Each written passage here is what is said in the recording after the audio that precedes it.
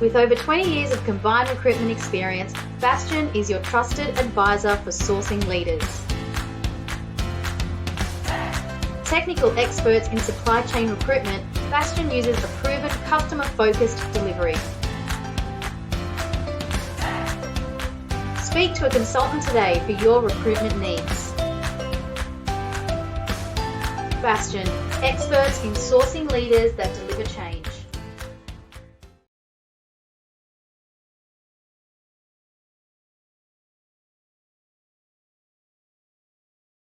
Hi everyone, you're watching an amazing episode of Trade Australia brought to you by the Australian Trade and Business Corporation.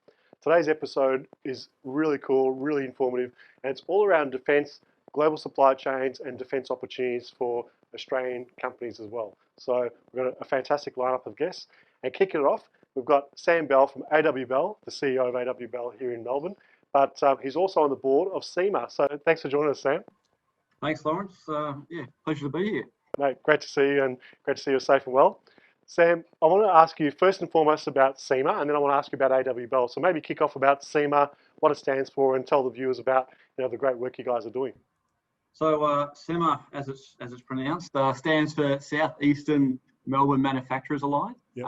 It's basically a group that was established to support and advocate for our world-class manufacturing capabilities here in Australia's manufacturing heartland, which is Southeast Melbourne area. Yep.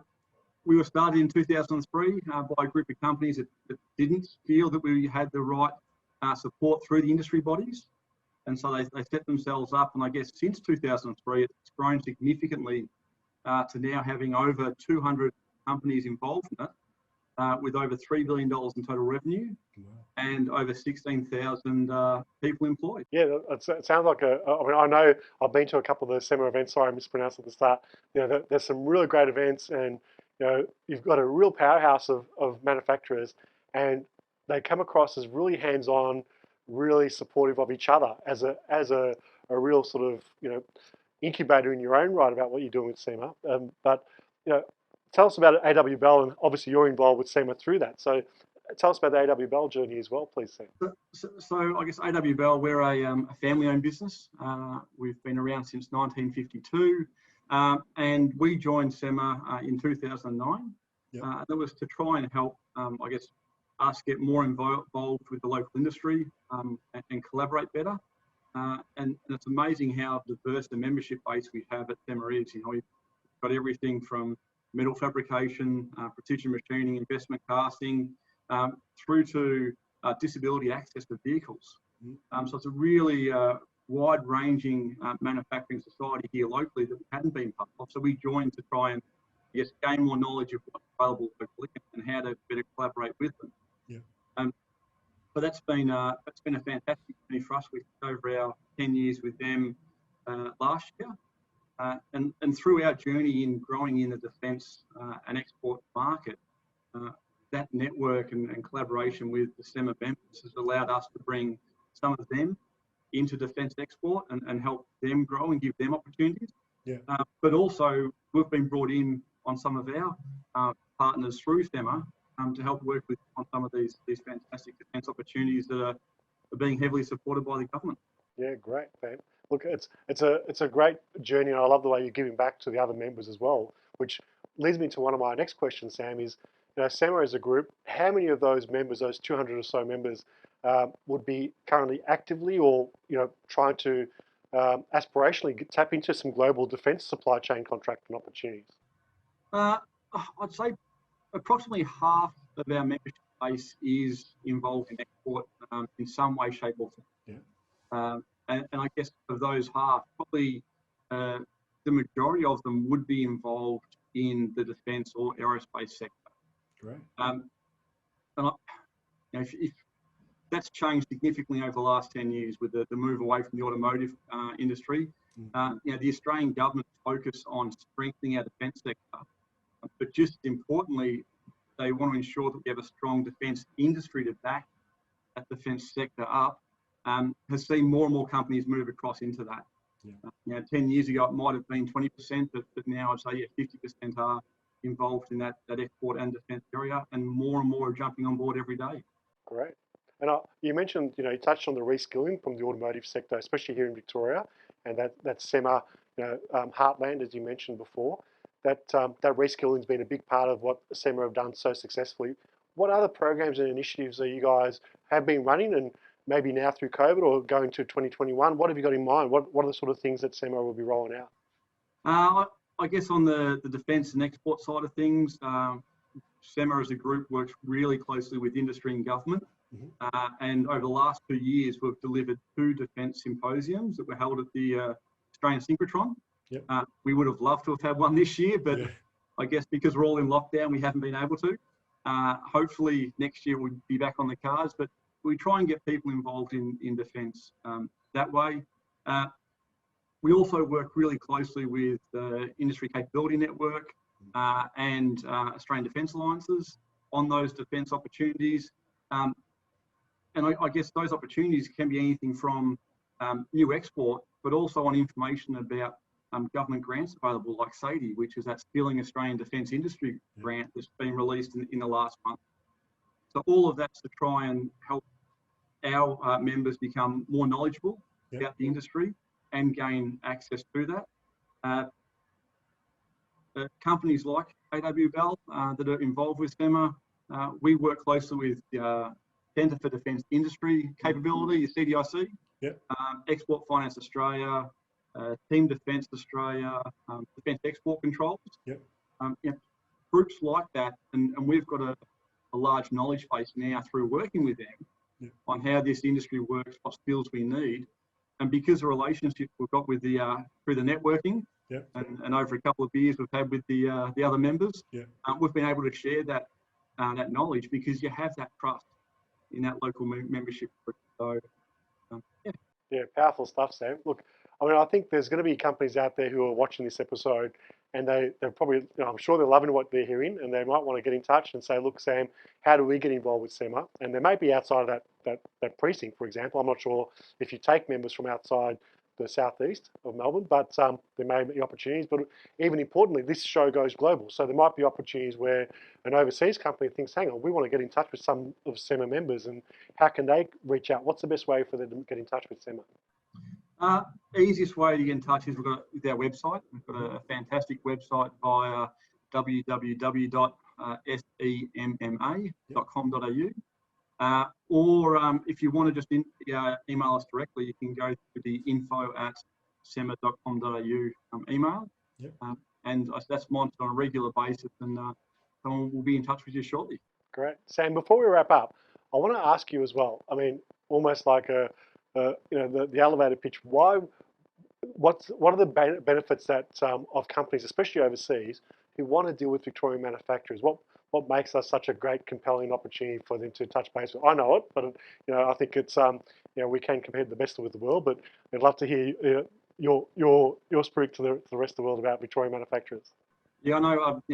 We know it locally at what we can achieve, and we can do some amazing things here. But there is that uncertainty out there internationally, and I think what the Australian government's been doing in having Australian industry content requirements has seen a lot of these defence primes want to move out and start dealing with Australian companies.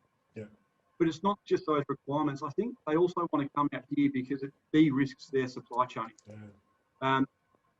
As a country, we're pretty stable politically. People here, geographically, we're an island, so we're well separated from the rest of the world. We have very few natural disasters, so it is an opportunity to de-risk their supply chain. But Australian manufacturers are also really innovative, and our customers are always, if they haven't dealt with an Australian company before, they're apprehensive about sending work to the other side of the world. And that's how they see it. We are on the other side of the world. Once they get over this mental hurdle and start a relationship with us, they're always extremely impressed by our manufacturing capability. We are really competitive, dollar for dollar, internationally. A lot of people don't realise that. In manufacturing, we are. We have great ingenuity, but also the way we do business. They really appreciate it because we're completely honest.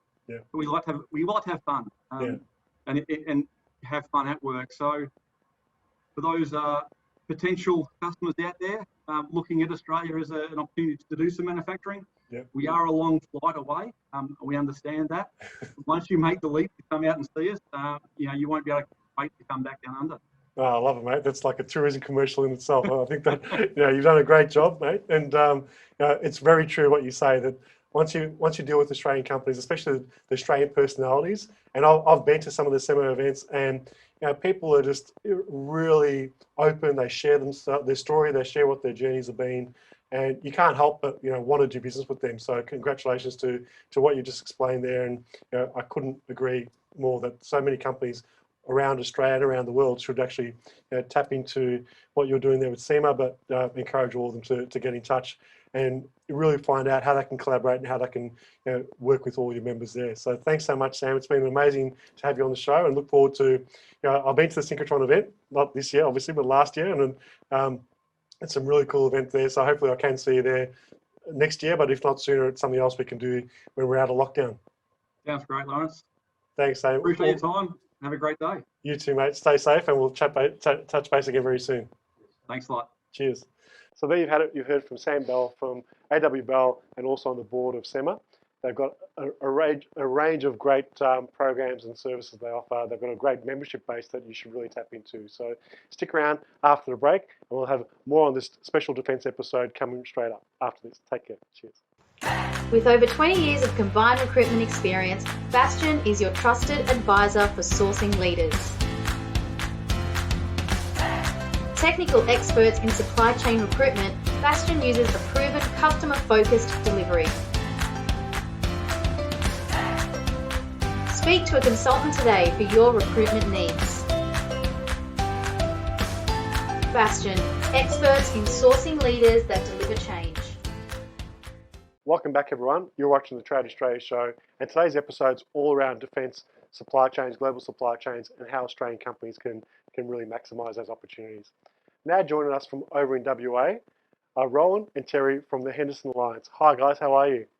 G'day, Lawrence. How you going? Thanks so much for joining us. Can I first ask you to please introduce both of yourselves and tell us a bit about the Henderson Alliance and the great work that you're doing over there in WA? Okay, I think I'll steal some of Terry's initial thunder. The Henderson Alliance is a industry association, not-for-profit, volunteer-run. Our job's to advocate for SMEs in Western Australia predominantly, but we obviously have strong ties to the SME community across the country. Yeah. We've got strong partnerships with other industry groups across the country, but we both work in the defence industry in our normal day jobs. But what we try and do is advocate on behalf of SMEs to governments, to industry, to prime contractors, both Australian and overseas, to maximise Australian involvement in the various defence programs across the country. Make sure that there's visibility, Australian companies don't miss out, and obviously there's some great opportunities created by the defence programs currently sort of planned and in progress. So we want to make sure that the Australian supply chain is considered, developed, and involved. Yeah, great. Thanks, Rohan. I appreciate that background. I think from someone over here in Victoria, I know that there's a healthy competition amongst the states when it comes to defence opportunities and defence contracts. So it's great to see there's collaboration, but as I said, healthy competition as well. The people are fighting for the government contracts, but even global supply chain opportunities where you come together when needed, but you really bring the best out of each other across the country, don't you? Yes, absolutely. Yeah. Great. So with your membership base over there in Henderson Alliance, I mean, do a lot of those companies already sort of work with global defence supply chains? Are they doing some inbound, outbound collaborations, or even R&D type projects? A bit of a mix, I suppose. We have a lot of companies that are lots of support services companies that provide services into defence. Yep. We also have a lot of companies that do manufacturing and design. It's a fair bit of innovation coming out of Western Australia now. Obviously, it's a slightly different base of industry here in Western Australia compared to the likes of South Australia and Victoria.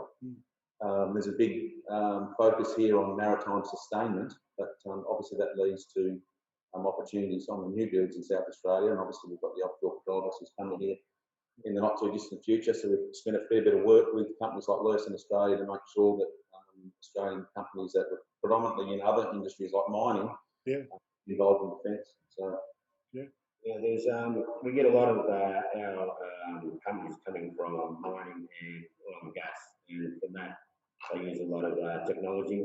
They've got a lot of innovation that they can bring in, and a lot of those that sort of work, the quality requirements and documentation requirements relate across to defence. So we've got a lot of companies that wish to get into defence, and that's where we've got our own focus at the moment to facilitate that.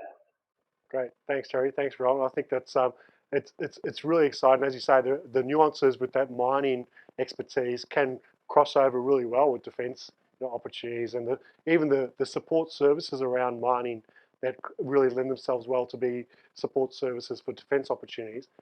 I wanted to ask you both, can you explain to the viewers, and even for myself, I know a little bit about it, but you guys are the experts, how do you define things like primes and non-primes? And when you sort of talk about defence supply chain, some of these words get thrown around, and a lot of our viewers really wouldn't understand what those type of things mean. Could you shed a bit of light for us on that?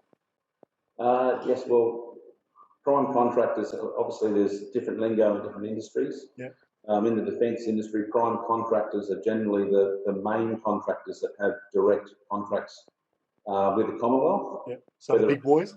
A platform or a new build or and the like. Those companies, generally speaking, are, whilst they're an Australian company, they're generally part of an international or global company like BAE Systems, Lawrence Australia, Rheinmetall, and the like. So the opportunities working directly for primes for small SME, it can be difficult. There's quite a big gap between an international prime and a defence SME.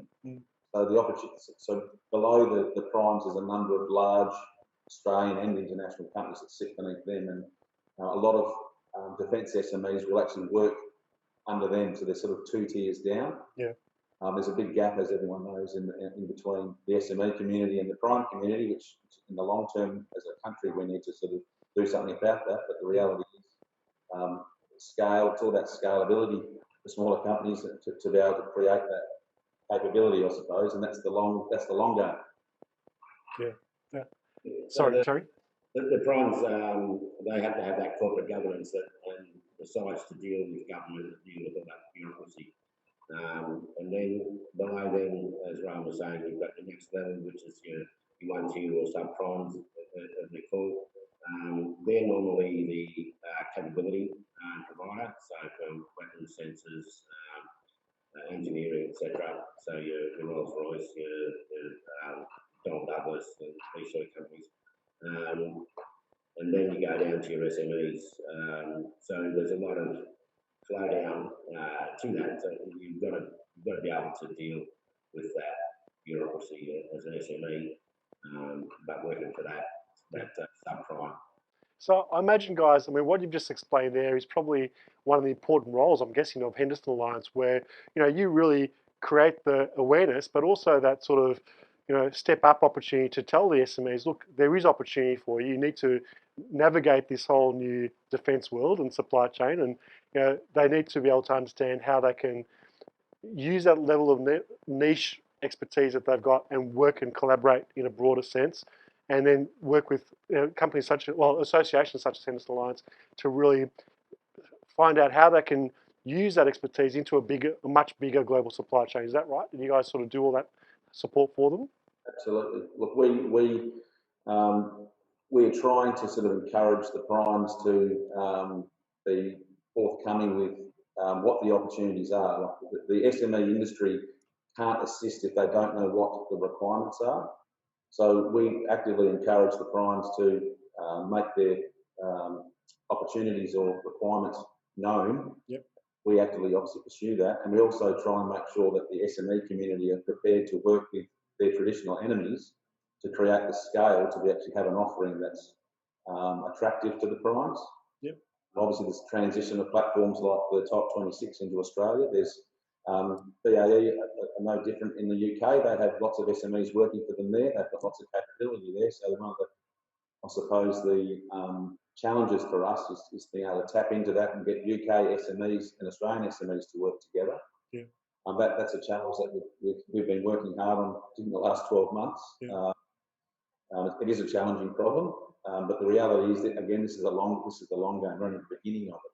Yeah, and that's what's so exciting about it, Rohan, is that, from a supply chain perspective, from my side of the fence, is that you could have a small piece of the puzzle that's built in WA or Victoria or South Australia that goes into, some sort of circuit or switchboard or component that gets shipped halfway around the world, then gets shipped again into another part. And it's a really complex but exciting and dynamic supply chain. So it is really, I'm assuming, it relies so heavily on associations such as yours and Henderson, where you can really be that glue that brings all that stuff together and makes it less daunting especially for an SME who thinks, what, I could really do some great stuff, but where the hell do I start? I've got no idea how to even put my hand up and say, here I am, here's what I can do. And that's where you guys really come to the forefront. It's really important for companies that want to get into defence is to actually know what their product really is and where that can translate into defence. And bodies like ours, we can help out with that. Every state's got them. We've got the ADA with Henderson Alliance and AW. So we've got plenty of knowledge in our groups. Yep. So anybody that wants to know where they might fit, or quite often we turn around and say, sorry, we don't think there's an opportunity for you there. If they don't ask, you're not going to know, and we can help with that. That's right. Yeah, I love the way you've just framed that as well, Terry. Translate into defence. It's like a reskilling for a worker's perspective, but you've got some great mining products or other marine products that people don't know that could actually really apply so effectively into a defence supply chain or a defence contract. So congratulations on the work that you guys are doing over there, and hopefully when we can travel again between states, it'll be great to catch up in person and maybe do some events over in WA with logistics supply chain focused companies such as the ones we deal with ATLC. But I really appreciate both of you taking the time, Rohan and Terry, to be on our show. And this episode, as I mentioned, is all about defence, global supply chains, and how we can try and increase awareness for Australian companies that these opportunities do exist. Associations and alliances such as yourselves and experts such as yourselves do exist, so that they can really maybe inspire them to get in touch and say, look, how about this? How do we actually make it work into a defence scope? So thanks so much for joining me. Terry Gropp, Rohan Green from Henderson Alliance. What's the best way for the viewers to touch base? Because there may be not just a WA base, but maybe companies from the East Coast who want to get in touch. But even this show goes out globally, so you might have some global audience who say, look, I love what Henderson are doing. I need some help with our own supply chains. What's the best way for them to get in touch? We've got a website which has got a fair bit of information on it now. We've launched a new one earlier in the year, so that's www.hendersonalliance.org.au. Fantastic. Great. Thanks so much, guys. Stay safe in WA and look forward to chatting again very soon. All right, thanks, Lawrence. Thanks, Terry. Thanks, Rohan. Cheers. So there you had it, guys. So we've heard from Terry and Rohan over there in WA. Henderson Alliance do some fantastic work over there. And as you've heard, there's amazing applications that we may not even think of that could lend themselves really powerfully to defence opportunities. So get in touch. You never know. We don't know what you don't know, as some of them say. So get in touch, reach out, and you'll, if nothing else, meet some really education and informative people who can help you grow your business anyway. Stick around after the break, and we'll have more on this special defence episode coming straight up after this. Take care. Cheers.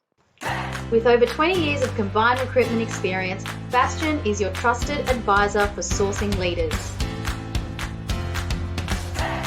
Technical experts in supply chain recruitment, Bastion uses a proven customer-focused delivery. Speak to a consultant today for your recruitment needs. Bastion, experts in sourcing leaders that deliver change. Hi, welcome back everyone. You're watching another episode of Trade Australia. Today's episode is all around defence, global supply chains, and how Australian companies can really start to take advantage of these emerging opportunities around the world and domestically here.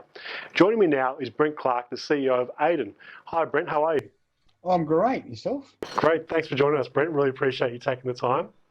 No, Brent, really good to be here. fantastic. Brent, before we kick off, let's explain to the viewers, please, about AIDEN and the acronym and what it all stands for and what you guys do around the country. Yeah, sure. Look, great question. So AIDEN, Defence does love its acronyms, but AIDEN is the Australian Industry Defence Network. We're a national organisation. There are lots of defence associations around the country, and they're all fine. However, AIDEN itself is very much a national-based organisation. We have memberships throughout every state and territory, and we have committees and organisations in every state and territory. Yep. We're probably sitting at around about roughly about 1,100 member companies, Mm-hmm.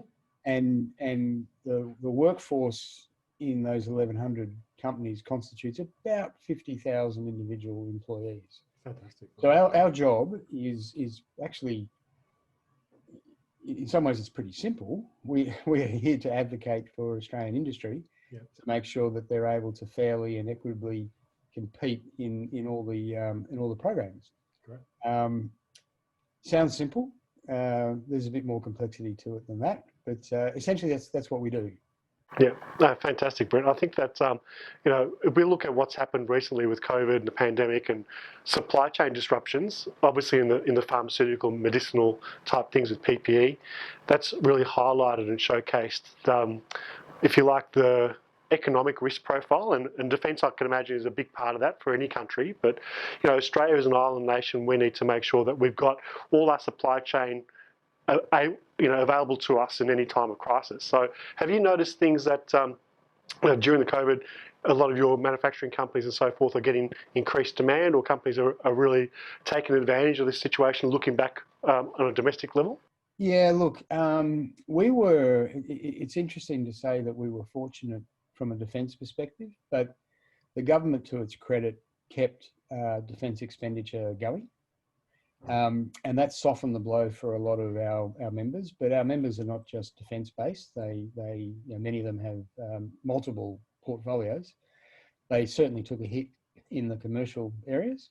Defence, not so much, because Defence was able to keep things going, and they put in some initiatives like quick payments and invoices to make sure cash flow was running, and they were very much appreciated. I think we've seen the reaction from government. The consequence and the shock, not being able to have toilet paper and PPE and all these sorts of things, I think genuinely shocked people. Yeah. And I think people suddenly realised that it's wonderful to live in a global world, but you still need capability domestically. And I think the government is trying to react to that. Yeah.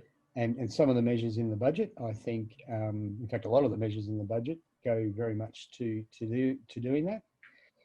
When you have a local base, when you have a high-tech capability and manufacturing capability, you can turn your hands to non-defence things very quickly. And I think it would be fairly safe to say that because Australian industry was viable enough, it could get in and manufacture things like respirators very quickly. Yeah. What we're now saying is that we need to be looked after, nurtured, and made more viable. And let's face facts here. If we believe the numbers, we're going to be $1 trillion in debt. Every dollar you spend in Australia as opposed to overseas helps reduce that debt. Yeah.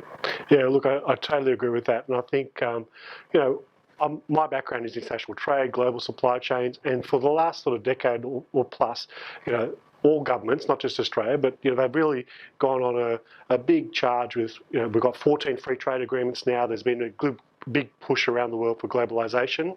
COVID has almost reset that to, in many ways, for all countries to rethink their own backyard and how they can have a real balance, like you've just alluded to there, Brent. You need to be able to still be able to have high skill manufacturing. You need to be able to look after your core industry back home, because this has really showcased that we just have there is a vulnerability with global supply chains when situations like this may occur. Oh, 100% agree. 100% agree with that. Now, you don't want to go back to a protected market environment. I don't think any economist would say that. But you need to ensure that there are measures in place to give your industry viability. Yeah. And certainly Aidan is of the view that, you know, there's no logical reason why Australian industry can't be competitive and can't meet world benchmarks in terms of price and quality. I mean, we do it the whole time. Yeah. So the issue for Australia will always be volume. Mm-hmm. And this is where it becomes quite important for government when it has a defence contract, as an example, to ensure that the foreign-owned overseas primes include Australian companies into their global supply chain. Yeah. We don't just want a defence company buying 7 boxes from an Australian company. We actually want them to be able to compete in their international supply chain. Yeah. Now, if the Australians are good enough, they can be price competitive and the quality's there, well, there's actually no logical reason why they shouldn't win the work for the program that might be in Canada. Yeah. And I think we need to get a bit more mature in our thinking. I don't think we're at that kind of thought process at the moment. Yeah, I think, you know, we've always had a reputation as Australian companies to punch above our weight, using that, you know, Australian colloquialism, which is very true, I think, in many industry sectors, but especially in defence, manufacturing and advanced technology. You know, we've got companies, best practice, R&D, innovation with mining, you know, aerospace. You look at the automotive skill set that, you know, I know here in Victoria has really re-skilled themselves over the last couple of years since the shutdowns of all the plants. So the companies have really embraced opportunities, and there are global opportunities with defence contracts. My personal view, I'd love to hear your feedback on this, Brent, is that companies have always been focused on end products, you know, finished products, whereas with defence and aerospace and other sectors like that, you can do component manufacturing, can be top-notch, very competitive, and it goes into a bigger end product result anywhere around the world, which I've noticed from my perspective, that has been a really big opportunity for companies to tap into that defence supply chain.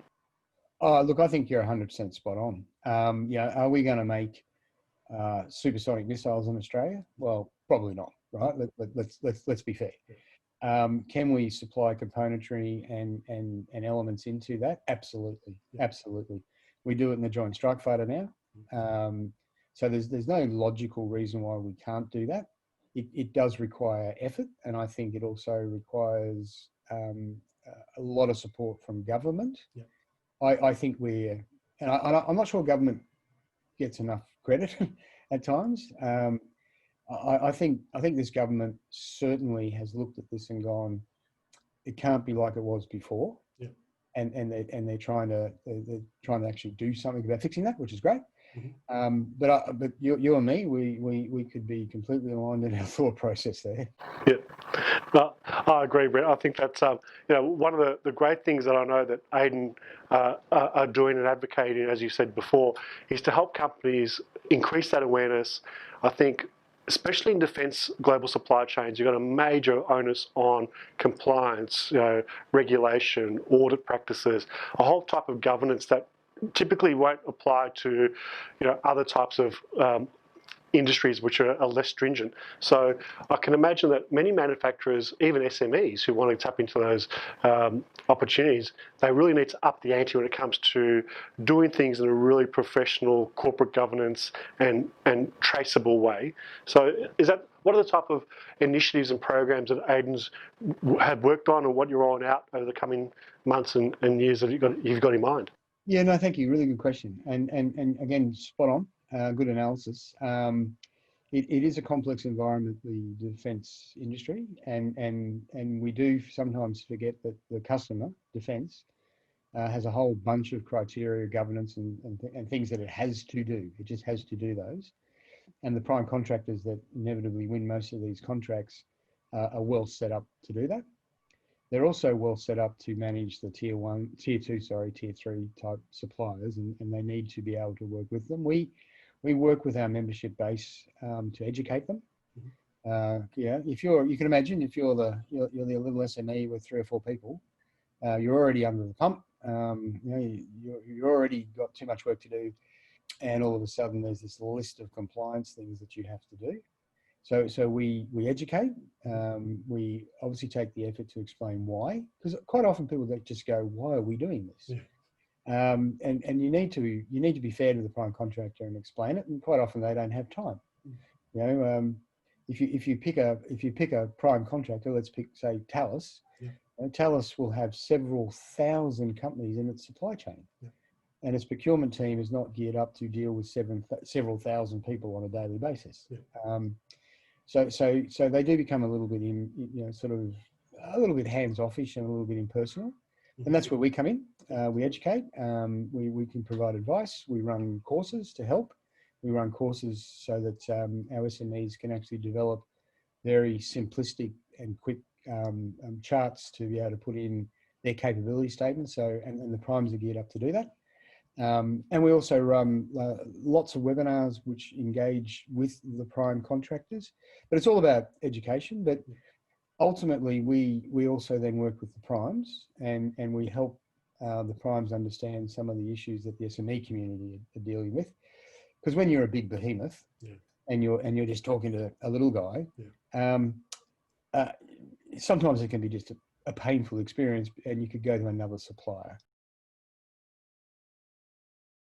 Great, fantastic. And I'm a big fan of all the work that you guys are doing around the country, and I really appreciate Brent taking the time to join us on today's show, because there are so many opportunities. I know things are a bit bleak in Australia, especially here in Victoria right now, but there is a whole new emerging opportunity, and it's important for companies to take this time, in my opinion, while things are quiet, while we're sort of locked away a little bit, is to rethink. Okay, well, how can we use the buzzword at the moment, pivot the business, tap into new opportunities. And AIDN is a great resource and support program and network, I should say, for that. So I really encourage everyone watching the show, anyone who's interested in even finding out about it, can tap into defence opportunities, is to get in touch with AIDN and Brent and the team. So mate, I really appreciate it. What's the best way for the viewers to get in touch and reach out? Yeah, look, I think probably the easiest way would be for them just to go through our website, so aiden.org.au. Yep. Simple. We're not hard to find. We're easy to approach, and I think just to pick up on your very last point before we have to run, people do need to remember that there's over $500 billion worth of defence expenditure coming up over the next 10 years. Yeah. So $500 billion Australian dollars. Yeah. Every dollar that can be spent in Australia is a good thing.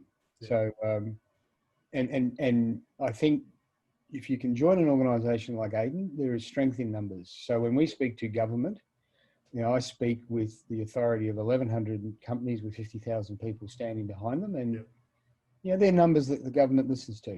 Yeah, well, that's right. As you say, there is power in numbers, and it is a very important voice with the industry body that you're running and advocating for. Thanks so much, Brent. It's been an absolute pleasure to chat with you on today's show, and I'd love to check in with you again every couple of months, and let's see what the initiatives are, and especially as things emerge with new opportunities or specific opportunities with countries.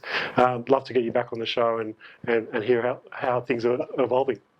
Look, thanks very much for having me, and of course, anytime you want to chat, I'm very happy to do so. Great. Thanks, Brent. All the best, mate. Stay safe, and look forward to keeping in touch.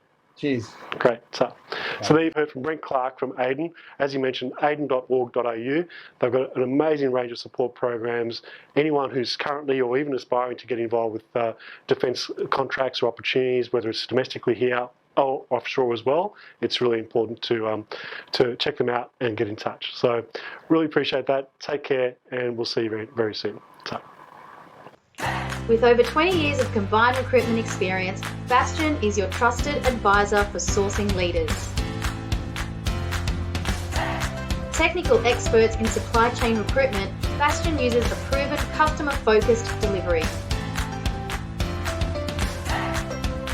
Speak to a consultant today for your recruitment needs. Bastion, experts in sourcing leaders that deliver change.